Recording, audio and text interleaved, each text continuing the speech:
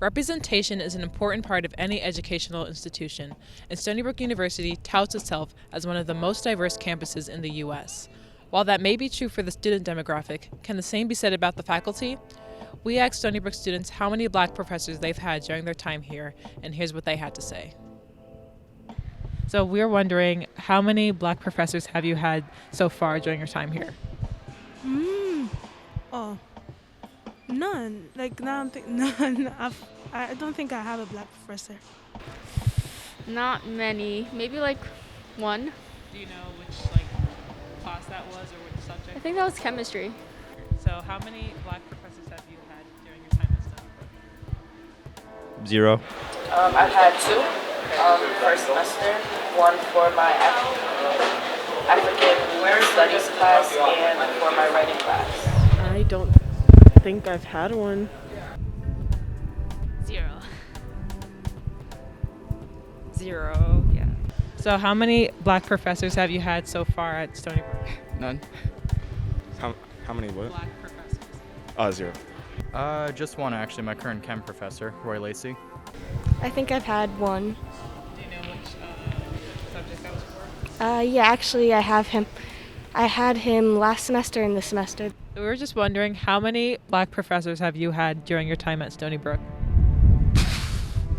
I think 1.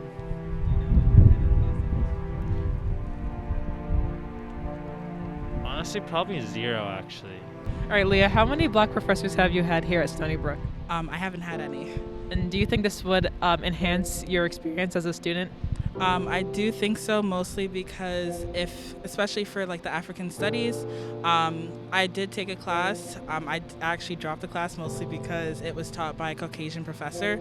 I didn't feel like they related to me as much, especially since they have studied it, and I would much rather prefer someone that unfortunately has experienced some of the things that I might have experienced, especially when teaching on the more sensitive topics. So I do think it does relate more when you actually have someone that you can relate to. It is so important that you can see your heroes, because you can't be a hero unless you see a hero. And so to have someone stand in front of your class and own that body of knowledge that they're sharing with you, or to be the researcher that you're in the lab with, or to be the physician that you're shadowing or you're a resident to, or somebody that's an administrator who has full responsibility to hold that door open so that you can walk in. I think creating that infrastructure, because if you just see 1 or 2, then it just looks like Darwinism, like they happen to have survived. For whatever reason, like salmon, they made it way up the stream.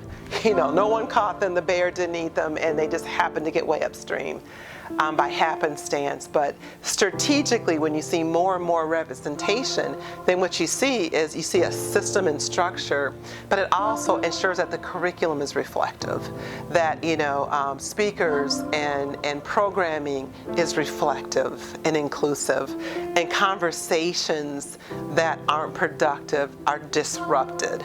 And so all those things, and every time we disrupt something, you're watching us.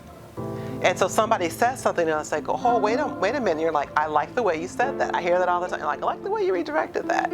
But we're modeling for you, this is how you deal with conflict. This is how you negotiate and navigate things that are unfair and inequitable.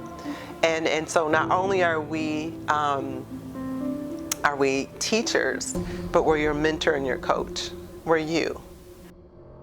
Stony Brook students deserve to see themselves both inside and outside the classroom. Hopefully we can see more representation for our black students here on campus.